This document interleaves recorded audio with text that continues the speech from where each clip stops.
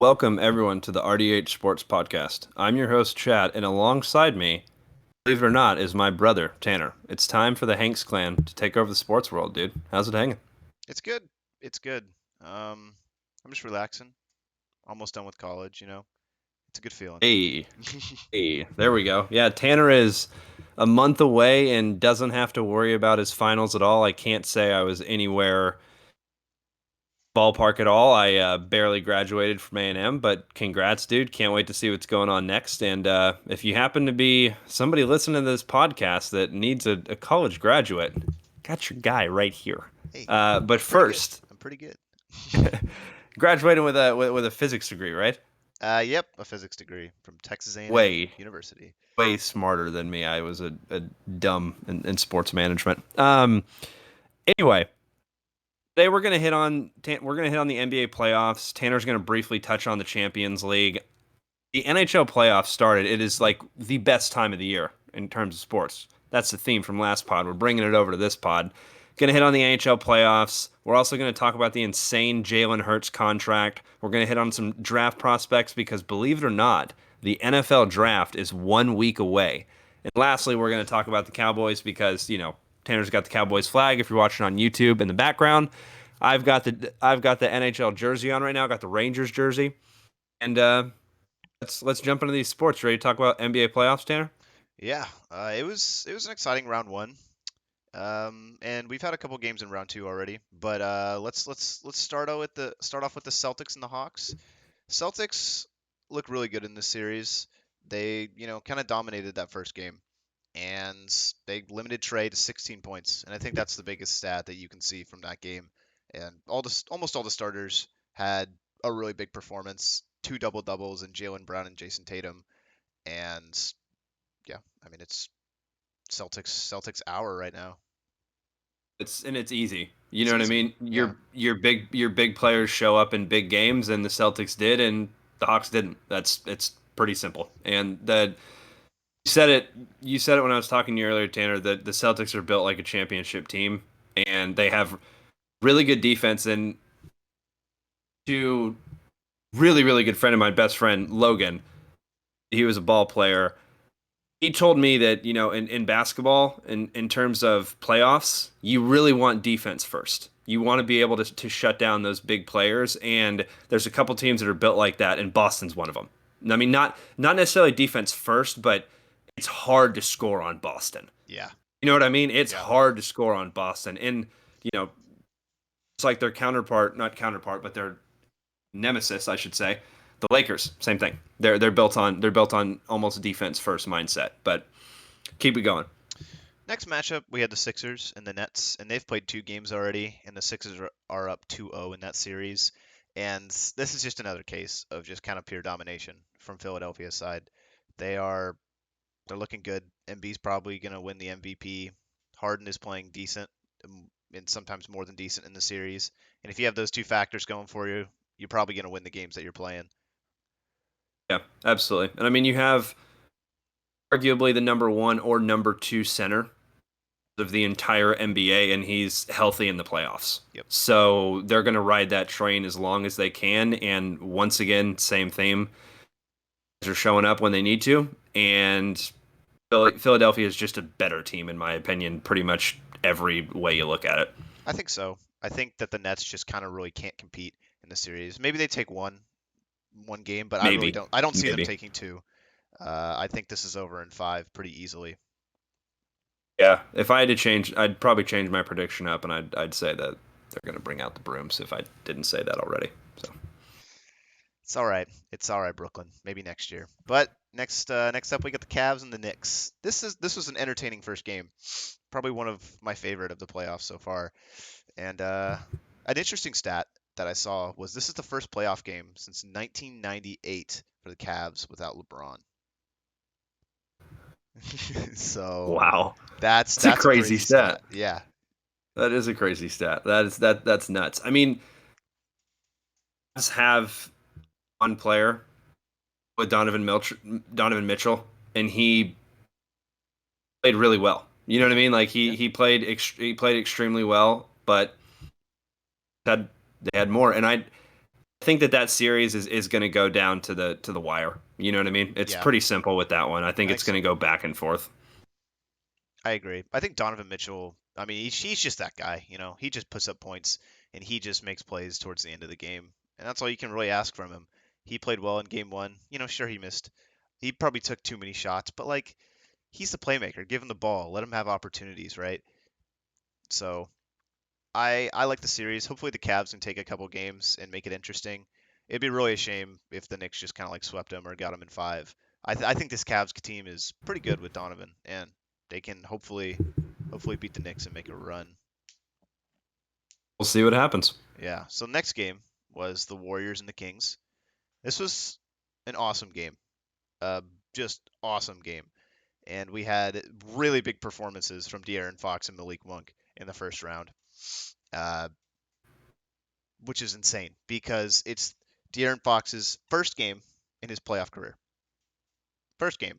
And this is the first playoff game win for the Sacramento Kings in 16 years, which is another crazy stat. Yeah. So Kings Wow. got hot in the Just, I fourth mean, quarter, and they won. it's hard to compete when you have the speed Aaron Fox has. Like, Yeah. I'm not going to say I didn't watch that. I didn't catch that game. I definitely watched the highlights, but every highlight I felt like was him. And then I'll admit when I'm wrong. Believe it or not, I admit when I'm wrong, and I was wrong about that series because the other pod, I literally picked Golden State, and I said, "There's no way, like there's no way," and I can't believe I'm saying this, but Sacramento literally looks like the better team, They do. And and I Sacramento's up would 2-0. not have thought that. Yeah, they're up 2-0, and now it's time to put your foot on the pedal because if you let Golden State win one, next game's huge. If it goes to Golden State, then I don't know the way this series goes, but if it doesn't go to State, I don't know if you can come back from 3-0. I agree. I think this next game is really important for Sacramento. It's not a must-win game, obviously, but it's starting to get to that point if you really want to beat Golden State. 100%. Yeah. So the next game was the Lakers and the Grizzlies. This was a cool game. Um, LeBron and AD both got double doubles, and the Lakers kind of won pretty confidently, which is an interesting stat I saw toward the end of the game was the Lakers had a 15-0 run to end the game, which is amazing if you are, in playoff basketball.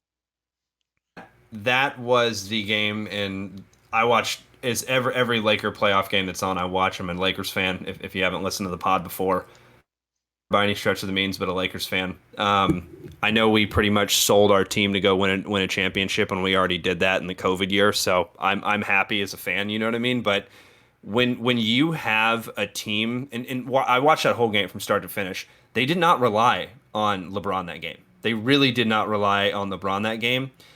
But LeBron hit very key shots Yes. from somebody that I just missed so much with D'Angelo Russell. I miss that guy so much, and to have him back in a Lakers jersey is nice. Can't even believe we gave him away in the first place. I was like, why would we do that? No disrespect to Kuz, but I was like, let Kuz go. You know what I mean? Back in Right. the day. Yeah. But with the Lakers, man, you had your big players show up to an extent. Anthony Davis went out of that game with injury. At one point, that scared the crap out of me. He couldn't feel his shoulder going into half, and then he came back out and he's playing fine. Very first possession, I think Anthony Davis scored coming out of half. So I was like, okay, phew, we're good. But the kid's earning a freaking contract. Austin Reeves was a dagger Ice in his that game. veins, man. Ice in his veins. Dude, you want to talk about that guy? I'm him, Selly. That was a hard Selly. Yeah. That was a hard Selly, Oh and yeah. that was he knocked down some hard shots. Going to do that every game? No, no, he's not going to do that every game. He's not going to have that good of a game every game. But still, the Lakers are showing you depth, and the Lakers are also showing you defense. In the end of that game, even though it was a 15-0 run, there's an O in there for a reason. Hmm. The depth that the Lakers had, the experience that the Lakers had. There was times in that game where I thought the Grizzlies could have pulled away from us, but they didn't. And you cannot let a team like the Lakers stay in. Take a page out of Sacramento's book. You know what I mean? Like Yeah, of you course. gotta, yeah, get a page out of their book. So it was a good win. It was a good win. It to see Ja back in basketball and just putting the team on his shoulders at times. And his I think Jaron something junior he went off that Yeah, game. yeah. Went off that game. I can't believe I don't remember his name. But I know it's Jackson Junior something. But he went off that game. If he didn't go off, that's a different game, and the Lakers are walking away from it. So I think that the Lakers looked really good in that game. I'm glad that the NBA has like days. Like I don't think the Lakers have played again. I think they play either tonight or tomorrow. They haven't played in like 3 days. You I know think what I so. mean? They're gonna play for like not for 3 days. So the rest, which is what they need, and nation. I agree. I agree. Moving on to the next one, we had the Heat and the Bucks, and two really significant things happened in this series, and it was two injuries is what I'll talk about. The biggest one is Giannis. He went out early, and that kind of just affected the rest of the game. And that's pretty much it. If you don't got Giannis, you're probably not going to you know, make you look like the best team that you could possibly be. The other injury was Tyler Harrow, and he broke his hand, so he's probably not going to be playing in the rest of the series. So Yeah, he's out. He's a definite out. That sucks. When you see the key guys go down, especially in the playoffs, you never want to see that. yeah, yeah. And I mean, if you remember when the Heat were in the finals not too long ago against your boys, he was a big factor in that run. So not having him there is a detriment to that team. But hey, Jimmy Butler had 35 and he had a double double, and they're up. So Absolutely. next we got the Nuggets and the Timberwolves. I think the Nuggets just kind of rolled them. it wasn't really really close. And then finishing out Clippers and Suns. Kawhi put up 38 and he led the way to the dub. You lean on your experienced players in the playoffs, Yeah, and Kawhi shows up, and that's scary when the claws drop in a 38 burger, especially like in game one. You know what I mean? yeah, That's pretty scary when he's dropping something like that, and you got Paul George, PG 13 on the other side. Like team, the Clippers have a really good team, but I don't know if you can.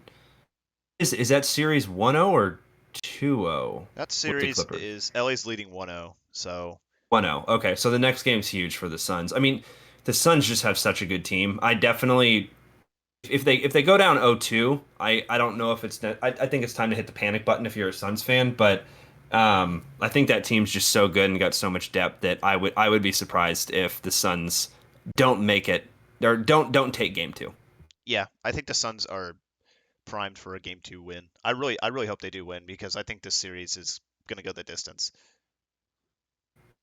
But what did you think about with the Draymond incident in the game two for the Warriors and the Sacramento Kings? That's a good way to end it off on the NBA right there. I think that I'm not going to act like I was a basketball player. I played in eighth grade on the B team, got 12 points my first game, and had 13 points the whole season. So that tells you something. Um, Hockey player, and I think I have made that play before, coming down on somebody that has fallen underneath me on my feet. Now, am I need to kick at the end there like that? No, but at the same time, Sabonis was holding on to his foot as he was falling, and Draymond, you want to get your foot out of there, right? Because if you think about it, when you're landing, not only are you like way more tall than the average human being at how tall NBA players are, but you're landing on one leg and you got a guy on your other leg as you're landing. I can tell you, from experience playing sports and martial arts, like you don't want to be in that position. That's a position. It's a literal position in jiu-jitsu. It's called a leg lock. You can literally make guys tap out. They've done it in the UFC before. So want to take that leg out of there. My opinion, I understand why Draymond wanted to get his foot out of there. Now, is it unfortunate that Sabonis had to go get X-rays of exactly where Draymond's foot hit? And did he have the kicking motion there? Yeah, but at the same time, I look at it as a basketball play. I don't necessarily think it was like flagrant. foul or anything. I think it's just Draymond, and he's going to carry that over every game and every place. Yeah, I think you hit it right on the head. I think that's just kind of as much as it is interesting to say, that's just kind of how Draymond plays. You know, he's a physical player, and he's not afraid to get in your face or even step on you if you irritate him, right? So I don't Dennis Rodman esque. exactly right, and you need a player like that on a championship team, and Absolutely. hopefully Golden State can bring it back in that series. But I don't know, should Draymond have stepped on him? I mean, no, but it's Draymond, and he's gonna do it anyways, right? I mean, the thing with Draymond is like no matter what, he's got the rap, right? It's going Yeah. to bring it. In hockey, we call those guys rats. And you hate to play against them, but you love them if they're on your team. And speaking of hockey, we're going to talk about the NHL playoffs. I'm going to hit on the NHL playoffs here real quick. I know I should have given my predictions last pod, but I don't think the playoffs were set at that point. So I'm going to give my predictions now. I've already seen the games yesterday. I'm not going to act like I haven't seen the games yesterday. I'm going to recap them a little bit as well. But the Islanders and the Hurricanes, honestly, that series, I would have taken Canes in seven. I'm going to say that to my original prediction just because that series is so close. The game was 1-2. Um, Hurricanes are a little bit faster, a little bit more, skill players in my opinion. I think that series is going to be fourth and kind of a boring one. Then you got the Panthers and the Bruins. It's had the best season NHL history in franchise history, and their biggest players showed out. Pastrnak had a hell of a game. Brad Marchand, the original, not the original, but a rat, showed out and had a goal. It was a pretty weak goal, but he still got it, and Boston was humming. That team is a freaking train, and that is nobody wants to play them right now, and they really didn't even have that good of a game, and they won 3-1. Only the Panthers, it really wasn't even close, but they have this great guy named Kachuk. If you haven't heard of him, his brother also is in the NHL, who plays for Ottawa. Uh, but Florida, they just don't have to keep up with this Boston team, and I'm taking Boston in five. I'll give Florida a game, but Boston's gonna continue to just steamroll them. Wild, Minnesota Wild versus the Dallas Stars. These teams seem like they match up always in the playoffs. Dallas, I'm not a Stars fan. But I'll always support them when they're in the playoffs. Of course. Now, Minnesota has one of the most exciting prospects, not prospects, one of the most exciting superstars today's game with Kirill Kaprizov, and he was injured coming into playoffs. I think it might have been his first game back. Played lights out. Played lights out. It actually went to double overtime, but it ended up winning. That game's going to go to game. That's going to go to game seven. I'm going to take the Stars in that one, believe it or not, even though the Wild won the first game. So Did you want to interject, Tanner? yeah, absolutely. This is the only NHL playoff game I've watched so far. Because Hey, there we go. yeah, because the NBA games were over, and I was like, oh, the Stars are in overtime. All right, let's go watch. So I caught, Check it out. yeah, I caught the first two overtimes, and I mean, just from a casual fan's perspective, it looked like the Stars should have won that game because they had multiple opportunities. They went down to the net and they had multiple power plays, and they should have scored on a bunch of them. So they kind of threw there at the end, but I think I kind of agree with you. The Stars should probably win this series. And the Stars' regular season was incredible. It was incredible. They played really well. Their stars played really well, and they're great team overall. But the thing is with the Wild is when you have a superstar like Kaprizov, he's hard to lock down, and you're automatically trying to lock that guy down. Now, these teams play a very similar style, in my opinion. So that's why I think it's going to go game seven. And honestly, I hope the Stars take it because I kind of want to see him move past. But at the same time, the GM for the Minnesota Wild, his name is Bill Guerin, was a defenseman for the Dallas Stars back when they won the Stanley Cup. So I don't know who I really want to go here. The thing with Billy G is I listen to the Spit and Chicklets podcast, like the best hockey podcast out there. If you haven't heard of it, go check it out. I don't know why you'd be listening to us but not listening to them because we're talking about hockey. But anyway, uh, the they had an interview with Bill Guerin, and you just hear the personality come out in him, and he's just a hockey guy through and through on that interview with them. So it's hard not to root for him, but I'll still go for stars and 7 in that one. Um, then you have the hometown California team, Los Angeles Kings against the Oilers. Kings, folks, they won the game 4-3. Believe it or not believe they won the game 4-3. I was gonna take I'm still gonna take Edmonton in 7, but couldn't believe they won the game. They got scoring from, my gosh, I can't believe I am. And Andre Kempe, that's it. Andre Kempe, he was injured also coming into playoffs, but he got 2 goals. Leon Draisaitl for the Oilers also got 2 goals, but the Kings just really, the Oilers were winning 3-1 practically like a lot of the game, and then the Kings just got 2 quick ones. And there's a saying in hockey, and there is the worst lead in hockey is a 2 goal lead. And the reason that is because when you get one, that momentum completely swings. Completely swings, it completely changes. Now, a two goal lead is also a really good thing for the team that's up by 2. Because if they get one more, a 3 goal lead, usually the game's over. Not in today's NHL, because there's been like 4 or 5 goal leads that have been blown. But still, man, like the Kings just played better down the stretch, and I couldn't believe it. Really want Connor McDavid. If you haven't heard of this guy, just please go YouTube him. He had one of the best seasons, I think the best season. He's probably going to win most valuable player in the NHL. I know it's not called that award, but he pretty much not necessarily got shut down. He showed out, but didn't really get on the board a whole lot. And you need him to have at least a goal or 2 a game for you to be able to win. Now, Leon, like I said, his counterpart, who's one of the best in the NHL too, German, by the way, Leon Draisaitl had 2 goals in that game, and he showed up. And McDavid was a factor the entire game, and really did show up. But he just took it at the end, and this is a running theme. They just can't close out. It's almost like the Maple Leafs; they just can't close out. So I still have the Oilers in 7, but we'll see what happens. Now, jumping over to the games tonight, we have the Rangers and the Devils actually going on right now. Rangers are up 2-0 on the Devils. Hey. I have the Rangers jersey on for a reason. I am gonna take the Rangers in that series.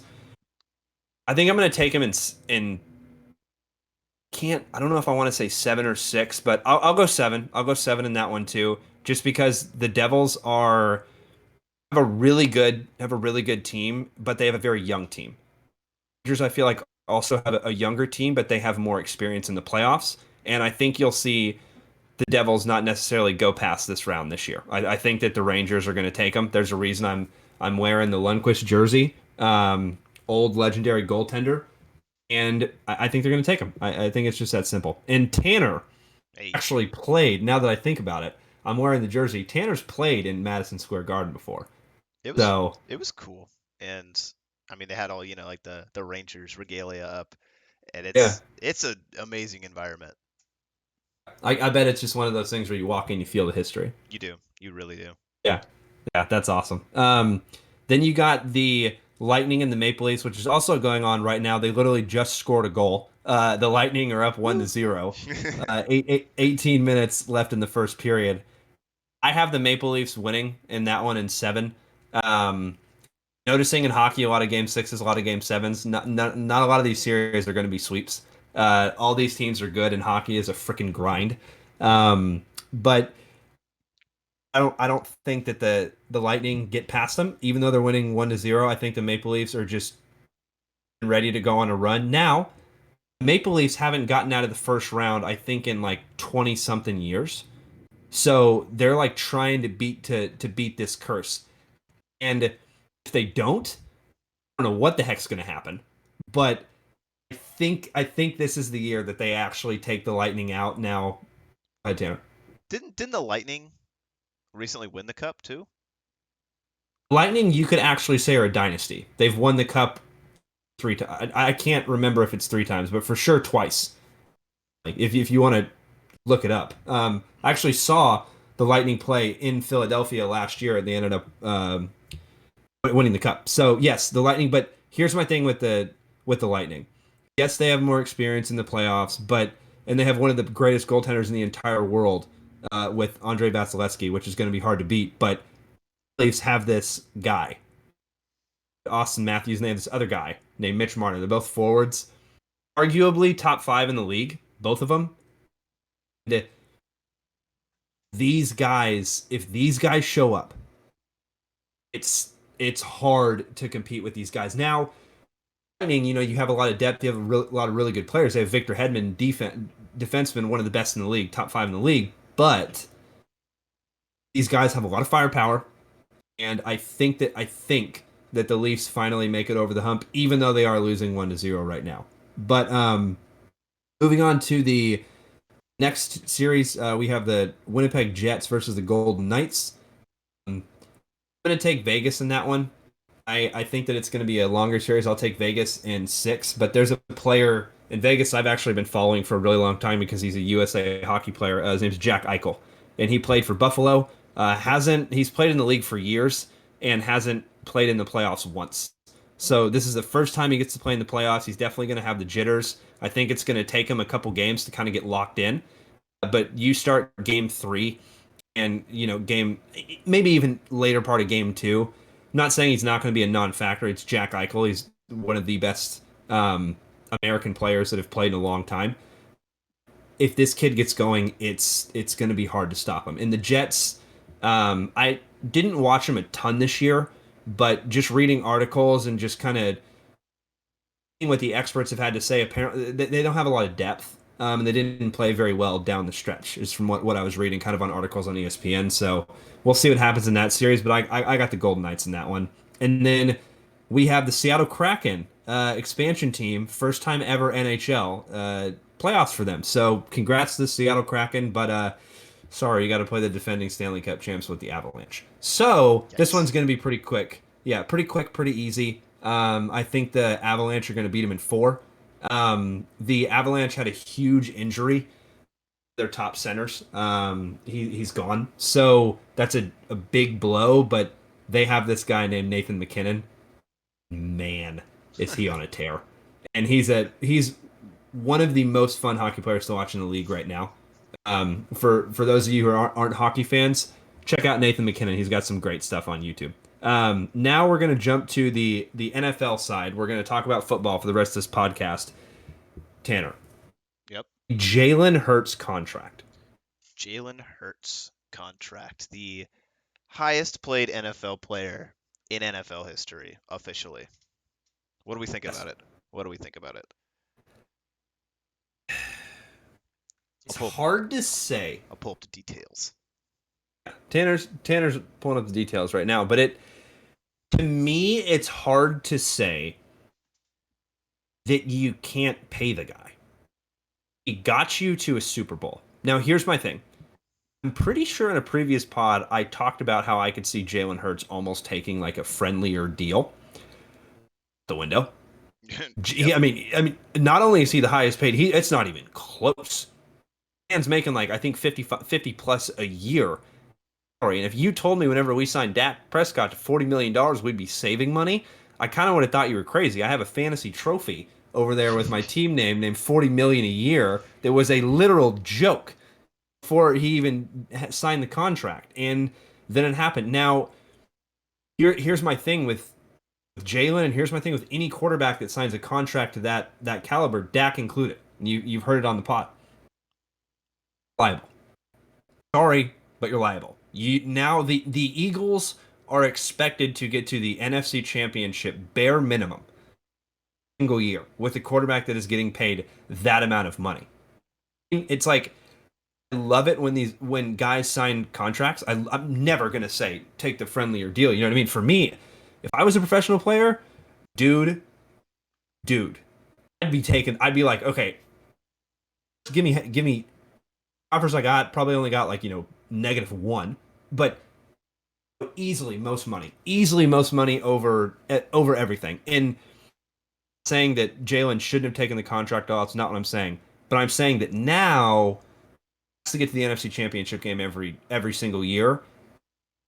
When you're in a division with somebody like the Cowboys, that's 2 games a year that could swing one way. And the Giants are on the up and up. The Washington, I'm not even worried about them. Not even going to go there. Um, the thing with the Eagles, man, is that it's hard to say that you wouldn't have paid the guy, right? Same thing when Dallas did it. Is going to win a Walter Payton Man of the Year before his time's over. He will for all of his off the field stuff. He is the perfect leader, literal perfect leader. If I had to guess, like Paul, if they had to ask about who's a leader, he would have to be top five. He is like signed his first big contract in the NFL, which is well not first big, technically second contract. NFL, it's first one, but crazy to me, completely justified. If I'm an Eagles fan, I'm happy.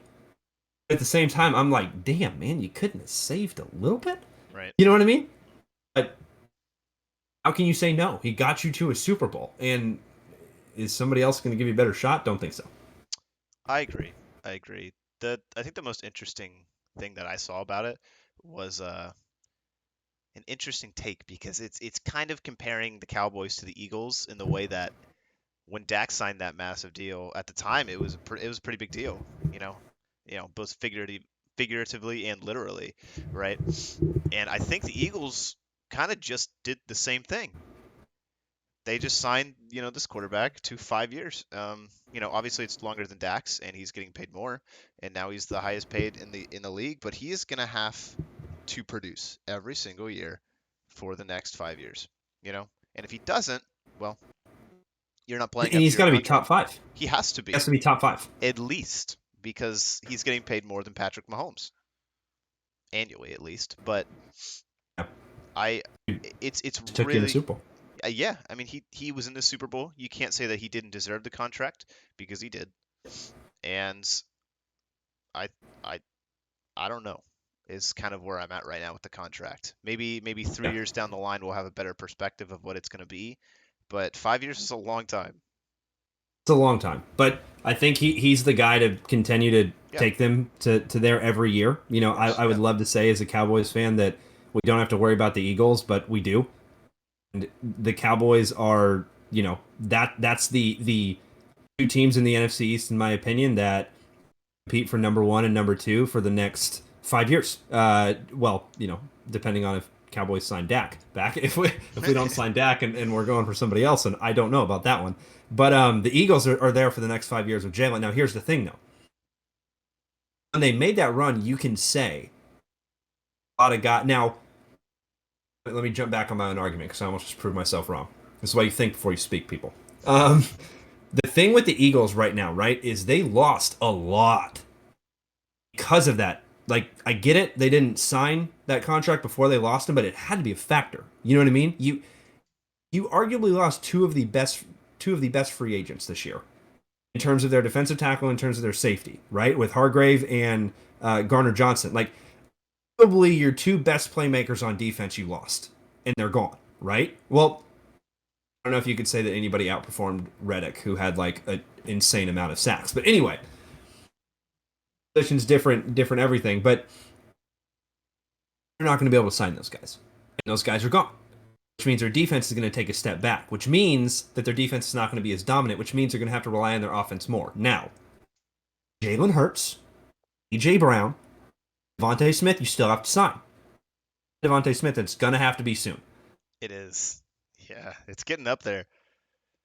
If I'm the Eagles, I'm taking Bijan at 10. In my opinion, I don't think anybody's going to take him there, and you add Bijan into that mix because you lost your running back from last year with Miles Sanders. So, in my opinion, that's what I would do. And your offensive line, your tackles are solid. You know what I mean? Yes, you could use some guard help. Kelsey's 35, but he's back next season, so you don't need a center yet. There's a ton of center targets that I'm literally going to talk about on this next segment that you could take. But the thing with the Eagles, man, is that team defensively has gotten a lot worse, you could say. how much does Jalen have to improve to pick up that slack? Now, who knows, right? Who knows the answer to that question? The other thing is too is the Eagles have picked 10 in the draft, like I said. They could easily go defense there because there's going to be a top chip prospect there at pick 10. Also pick at the end of the first round.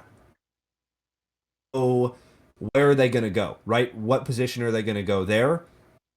Sorry, I forgot to mention they have a solid tight end too. Yeah, he's pretty good. It's hard. It's hard to argue the Eagles aren't going to be there. You know what I mean? But my question I wanted to ask you is, who do you think is next? And realistically, how much are we going to start going up? What do you mean? Jalen's making how much a year? 50, 55 million a year? 51. $51 million a year. Yeah. If I don't want to take anybody, but who do you think is going to get the next big contract? I guess is my question. And how much do you think this dude's going to get paid? The next big contract? Big. I'm talking Jalen contract. Probably going to overtake Jalen. Either There's two that I can think of right now, and they're in the same division. I think I'm thinking of the same You, two. It has to yeah, be Joe Burrow and it has to be Lamar. You know, exactly. I mean, Joe Burrow's definitely going to get paid, and he's probably going to be the highest paid player after Jalen. I think. I think he's gonna top Jalen. Yeah, I think he will too. I mean, the dude's made an AFC Championship game and a Super Bowl, and Jalen. I mean, He's so good. that's so awesome. And he was He's so injured for like good. half of his rookie season. I think he like broke his leg, didn't he? Yeah, it was something like that. It was It was a season-ending injury, a bad his injury. ACL or something. Yeah. Yeah. I, I think it's got to be Joe. I think obviously Lamar is gonna sign sooner. He has to, right? Like he has to sign Yeah. a new contract Yep. sooner. I don't know if it's gonna be that high.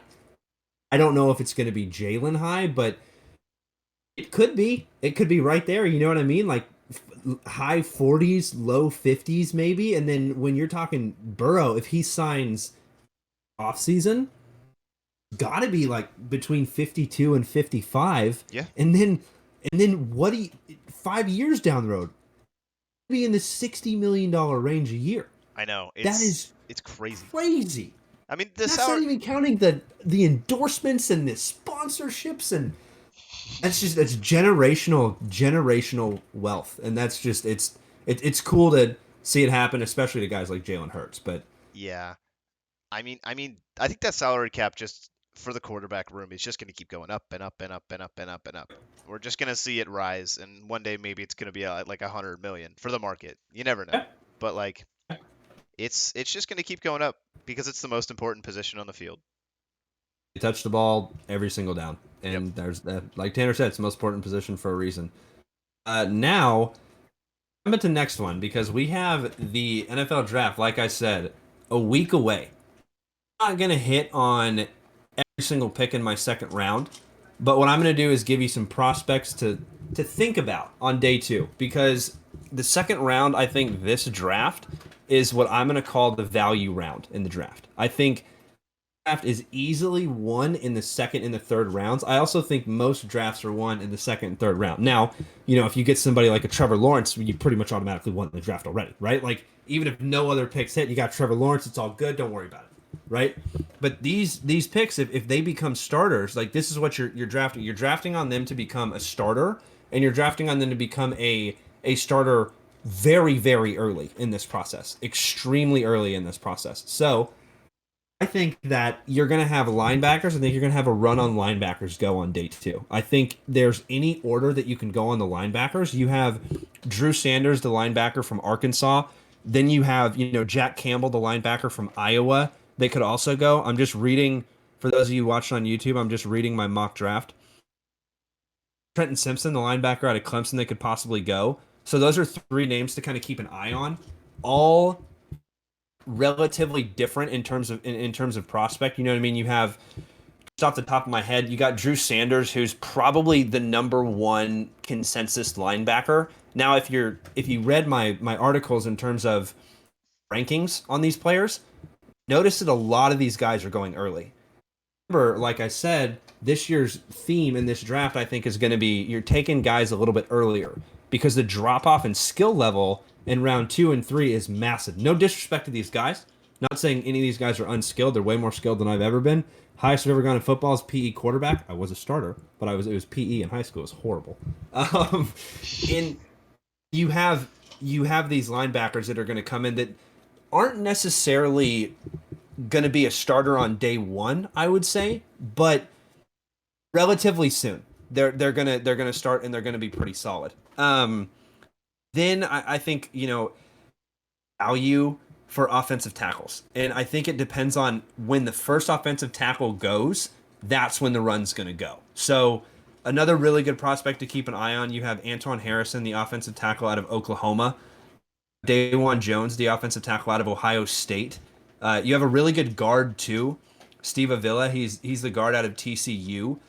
Um, and then you also have centers. So the theme of this draft a lot in the second round, I think, is going to be offensive linemen. I think you're going to have a run on offensive linemen. I think you're going to have a run on linebackers. I think a couple halfbacks are going to go too. I think you got a quarterback still sitting there from Tennessee with Hendon Hooker. That's a possibility really anywhere because Hendon Hooker, you know what I mean, is one of those prospects where a day two prospect, a quarterback, if you can trade up to get those picks. Yeah. Like you can trade up to get those picks, and that's a team that didn't get their guy.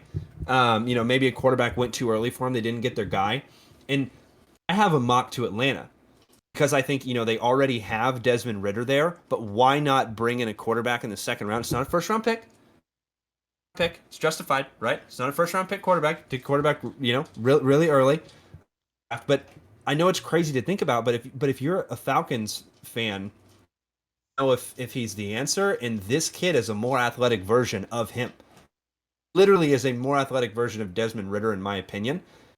Sitting there on the board in day two, right? This is all coming from my mock draft, and then position I'll give you. You have 3 tight ends most likely that are going to get taken, or probably 2 tight ends are going to get taken. No, I'll go three. Darnell Washington, the tight end out of Georgia, he was a 30 visit for the Cowboys. We'll get into a next segment on needs. Darnell Washington is a player that I could see sneak into the first because he had such a good combine, such a good pro day, and when you are starting to look at tight ends in this league, in this this new league where it's a quarterback driven league, and you have these extremely athletic tight ends like Travis Kelce, why not try to get a raw athletic tight end in the second round, coach him up for a couple years? He turns into your starting tight end, coming down the road. Now, another name to look out for on tight end is Luke Musgrave, the tight end out of Oregon State. And then lastly, Sam Laporte, the tight end out of Iowa. These guys are going to be starters. Maybe not year one, like I said, but easily by year two, these guys are going to be, and probably toward the second half of the season, I kind of think that those guys are going to be, big time starters and big time playmakers. So those are a couple of names for you to kind of jot down. Questions? Shoot them over at rdhsports.net. I do answer draft questions, and for everybody that has submitted a question, I appreciate it. Now jump into the last segment. We are talking about the Dallas Cowboys needs and two. And we're just talking about this from a draft perspective. Tanner and I kind of touched on, the needs of the Dallas Cowboys and kind of what we needed in a previous episode. But in my mock draft, I had the Dallas Cowboys taking a defensive end in Miles Murphy. If you haven't heard the last podcast about the mock draft, go ahead and check it out.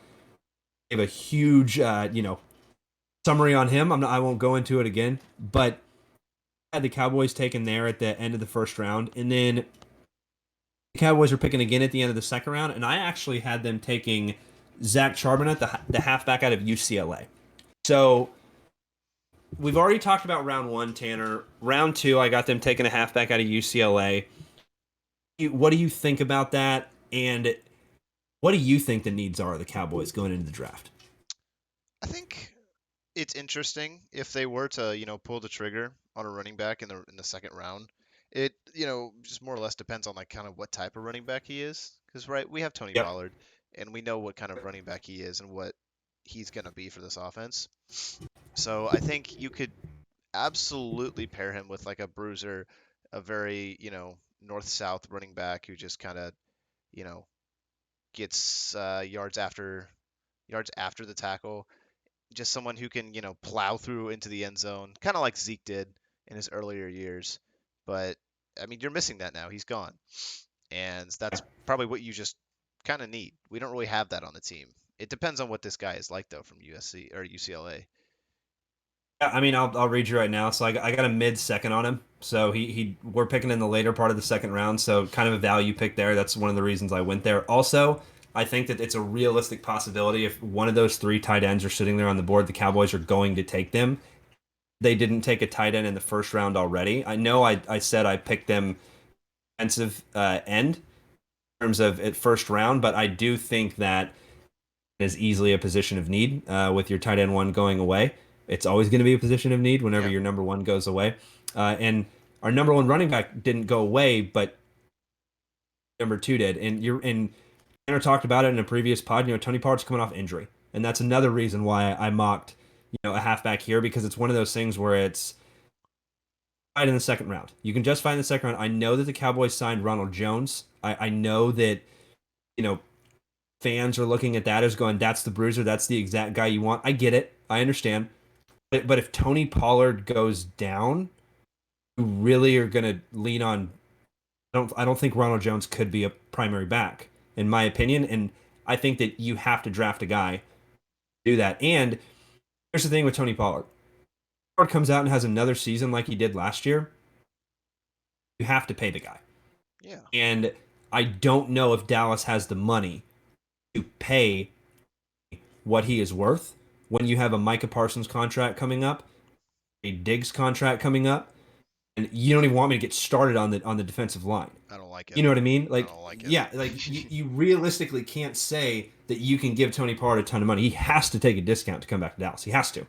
So that's the reason. Another reason why I got this kid from UCLA coming in over 1,000 rushing yards with 27 total touchdowns past two seasons.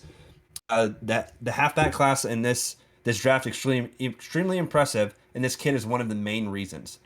Each season, his production has increased. In terms of being a pass catcher, he is a bit raw. Need Yeah. because you got Tony Pollard, but with one off season, he'll be able to do it with ease. So he's very coachable. I'm easily projecting him as a halfback one in the NFL within 2 years. Perfect situation. Perfect situation that the Cowboys are looking to go for. They don't need him to be a starter this year. A starter next year. Also, the Ronald Jones signing, he can easily jump down to running back three of the depth chart and only go in whenever we're in the red zone. Just saying. And I'm fine with that. Just I'm fine with that. yeah, just calling that before it happens. Also, earlier when I said fans are thinking Ronald Jones is the answer, Tanner and I are not part of those fans. We don't think that Ronald Jones is easily the slam dunk running back two. Definitely not bad. That's why running back is still a position in need, in my opinion, on the Cowboys. But like I said, within two seasons, I'm projecting him as a halfback one. And this is the line I wanted to read to you most, Tanner. This player will follow his opposing lineman and then truck you, not afraid to lower the boom. So that is the exact guy that you want, like Tanner was talking about. That 1-2 punch. You saw it with Tony Pollard, that second step. He's got that second step that few running backs have. Zach Charbonnet does not have that second step, in my opinion. He doesn't have that second step, but brings the bruiser type mentality. And Pollard doesn't come back from injury as well as he could, or is on the level of last year. Then you have a guy that can just step in. I don't think that the Cowboys, another prospect here. There's two other prospects in my opinion that halfbacks that are mid second round grade for me. Um, I've got our boy at A&M on A Chain. He is literal balanced. That's like I don't even need to say anything else. He's just the most balanced running back in this draft. That is not what Dallas drafts. That is not what Dallas is going to get. So I don't think that he'll go from College Station to Arlington. But I do see him going in the second round. And then you have Dwayne McBride, the halfback out of UAB. He's Pretty solid. I have a late second round grade on him, so I actually have him falling to the third round in my mock draft. I don't have him getting taken in the second round, but that's the thing with these running backs, Yeah. right? I have Bijan Robinson, who's a top 10 first round pick. Will he go in the top 10? I don't know, right? The NFL doesn't value halfbacks like they used to. I got Jamar Gibbs, a halfback out of Alabama. Reminds me of Alvin Kamara, just 2.0 coming out of college. I got a mid first round grade on him. Then Zach Charbonnet's my third halfback with a mid second round grade. Devon A-Chain with a mid second round grade. Then we're jumping into late second round grade. Then it jumps into the third and fourth round. So Yep. that's what I'm saying. Such a big drop off second round, and I would almost want the Cowboys to trade away. Won't do this because they always take players. But I would almost want the Cowboys to trade their, fourth, fifth, sixth, seventh round picks and try to turn them into thirds or fourths at the max. Because yes, there are going to be guys that hit in this draft from the fifth, sixth, seventh round, but I haven't seen any. I've watched a lot of players. You So always want to do this. I know, but I'm thinking like an NFL GM. Why not? I You know mean, what I mean? Like I get it. I get it. But you never know in those later rounds. Something can come it's out. a complete joke. We would this isn't Madden, right? This is real life. You know what I mean? It Dallas isn't could going to be. trade all their picks. It could be Madden. Well, I mean, maybe I was part owner of the Washington buyout, and you're about to see something crazy. Could That's you awesome. imagine? That's how it's announced on a RDH Sports podcast Chad episode. No, Chad Hengst is the new official GM for the Washington Commanders. This just in. like the guy in a Rangers jersey. I don't think so. Hey, I mean, it kind of works, but Yeah, um, yeah. I think If I ever win the lottery, maybe. yeah, I think with the two things that I thought about when you were saying that. I think Dallas really needs to address running back early in this draft. Third round at the absolute minimum, you know. And I think just because you said there's just not a lot of quality running backs that are going to be left available, and that is a glaring position of need for the Cowboys. Because imagine a situation where we have Ronald Jones, we have Tony Pollard, and Tony Pollard comes back and he's probably not going to begin the season. He might. I don't know yet. I don't know his injury status as of right now, but let's say he comes back and he's just not that healthy and he gets banged up again and he's back on the sidelines, which is a very real possibility because I imagine these guys are going to want to rush him back because he is your number one running back. Um, he gets banged up again, and then we're stuck in the hole with Ronald Jones. Our running game is bad, and it looks like the Cowboys, from 2014, where they just don't look good. They don't have a run game, and they're very predictable, right? So I think it's really really important that they address it very early on in the draft. I mean, I completely agree. I mean, to me too, it's one of those things with specifically halfbacks.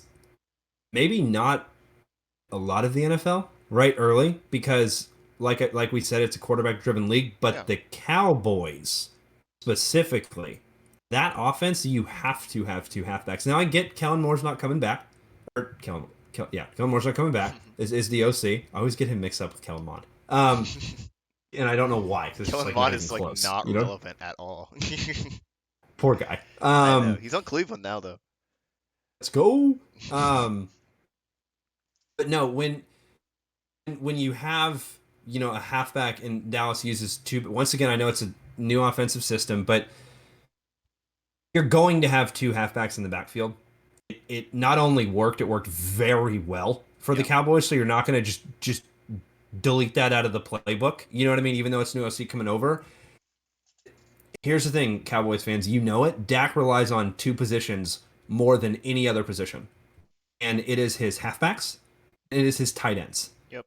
And you lost your number one tight end, lost your number two halfback, and you also lost in the number two halfback almost Dak. Like I don't want to say Dak's sanity was not going to get blindsided when Zeke was out there. It does not matter if Zeke wasn't even blocking on the blind side. Zeke would literally pick up blocks. I don't know how many times Zeke pick up blocks that should have knocked not Dak only out, but probably out of the game because it was just defensive end roaring, untouched coming, and Zeke just doesn't necessarily stop him, but he just gets in the way. You don't have that. That like Tanner said, that is completely gone. Yeah. You know, does Zach Charbonnet bring that? No. Nobody's gonna bring what Zeke brought in terms of blocking game, but he can get in the way, just like Zeke did. Tony Pollard, you can't ask him to do that. If they do, they're not using Tony Pollard the right way. That's not his skill set. He doesn't need to develop the blocking game. He needs to just run straight like he does because it's when he gets that second gear, he's gone. You know what I mean? And Yeah. nobody's even close to him. And the offense was way better when Tony Pollard's there. And guess what? You have him on a 1 year deal. What? It's a prove it deal, which means they are going to run Tony Pollard into the ground like they always do Yep. with running backs. They will. They will. And you are coming back from a significant injury. I snapped my leg, my tibia and fibula in half. It took me, I think, 6 to 9 months to fully like recover or to get out of the boot. Now I know that they have way better doctors, and I know that he's probably already somehow cutting. You know what I mean? But Yeah. that's an injury that you don't know. And with the Cowboys' play style, it's hard to not say that that's a high position of need. Now, the tight end room. I think that the theme, us talking specifically last year, Tanner, was when we knew Dalton Schultz was probably gonna go. Knew he was probably gonna go. Some of us, may have wanted to sign Dalton Schultz. The Cowboys tried to. They offered him more money and more years. He took less and went to Houston. Whatever. But with Dalton Schultz leaving, that is the number one safety blanket of Dak Prescott. Yes. And we have very, very comparable tight ends, though, in Jalen Ferguson. I can't even think of the other guy's name right now, but McEwen. you have guys that can step up, right? Like you have guys that can step up, but I don't know if it's a number one tight end. You know what I mean? Yeah. I don't know if it's a number one tight end. So I think that tight ends I mentioned earlier are definitely a position that could be there. Never take it out of the realm of possibilities for Dallas to take an offensive lineman. I think the only position you're not going to see Dallas take in the first round is a center, just because there's no way that there's a center that touches the first round. If a center falls in the second round, there's three of them that are pretty solid. I don't necessarily think are going to make it toward the third. I don't think Dallas necessarily need of a center. Once again, you never know with Dallas and offensive line. Then you jump to cornerbacks. I don't think you need cornerbacks when you have Trayvon Diggs and Stephon Gilmore in there. Yes, you could pick a cornerback. I think starting in round 3, 4. I think you start to get a cornerback in there. Safeties, you have pretty solid safeties. You know what I mean with the two safeties that Dallas has. You know what I mean. You have Malik Hooker, and then you have I cannot believe I'm forgetting the Aggie for the second. You want me to Go say ahead. it, or do you want me? Go Or you ahead. want to guess it? Go ahead. Go ahead. It's Go ahead. Donovan Wilson. Come on. You know. Thank you, Donovan Wilson. Dono. That's what I'm thinking of. Dono. Yeah. Donovan Wilson. You can't say that you're going to take the really earlier. Once again, later it's okay. Defensive line, you always need defensive line help. Interior and ends. Even though we have DeMarcus Lawrence, even though you have Micah Parsons coming off the edge too, even though he's in the linebacker position, not in the edge position. But with Dan Quinn, Tanner said it last podcast, there's a very certain type of guy that Dan Quinn needs and drafts. So who knows what's going to happen. But Tanner, you got anything else on Cowboys needs? Or are we good to wrap this thing up? I think the two most likely positions that are going to go in the second round. I have no idea what they're going to do in the first, but in the second round is going to be running back or tight end because, like you said, those are the two biggest needs. I mean, we have an okay tight end room right now, but I don't think they're comfortable with it at all.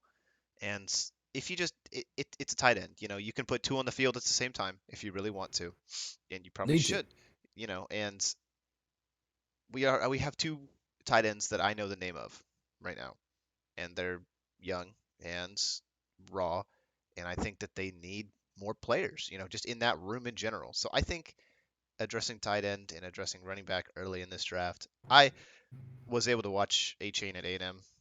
He was really good, just for that offense and the Aggie offense. But I think what's unique about him, and just in general as well, Yeah. is that he's kind of like he can line up in the slot as well as just being a running back, which is kind of cool. I don't know how Dallas would use that, but it could definitely bring a new dimension to the offense, especially if you have Tony Pollard coming back and then this young guy lining up in the slot. They have so many weapons. I don't know what the offense is going to be like, but if you have so many options, it kind of feels like it would be hard not to succeed with that amount of options. Yeah. I'm right there with you. I think Tony Pollard is the guy that does line up in the slot every now and then. I think we've seen him kind of get pushed out to the slot, not necessarily line up at the start of the play, but I mean, I think that A Chain did do that at A&M repeatedly, and that's Yeah. you don't really see that a lot in a halfback, and that's why I think he goes in the second round. But if Dallas didn't have Tony Pollard, like if Dallas did not sign Tony Pollard to the franchise tag, I think that obviously you'd probably be going for Bijan or Jamar Gibbs, and you'd probably take Jamar Gibbs a little bit early out of Alabama, Bijan Robinson out of Texas. I don't think Bijan's going to fall to the Cowboys at the end of the first, but if you let Tony Pollard go, A Chain's the easiest one that you can just plug and play. Yeah. I Yeah. don't like as much as I'm saying, you're telling me that's a Tony Pollard replacement. Why would you not want that? You know what I mean? You need the 1-2 punch, and I that's agree. just not. I Yeah, agree. that's not what A Chain. That's not what A Chain is. But you got to see him in person. That's awesome when you get to see these prospects in person. I got to see a ton of prospects in person too, and it's been a blast. But that about wraps up the episode. That about wraps up the episode, folks. Next week, we're gonna chat about more things sports, and we're gonna have some surprises coming your way. Yeah. Tanner, let's do it again soon. Yeah. It's gonna be fun. Let's do it again soon.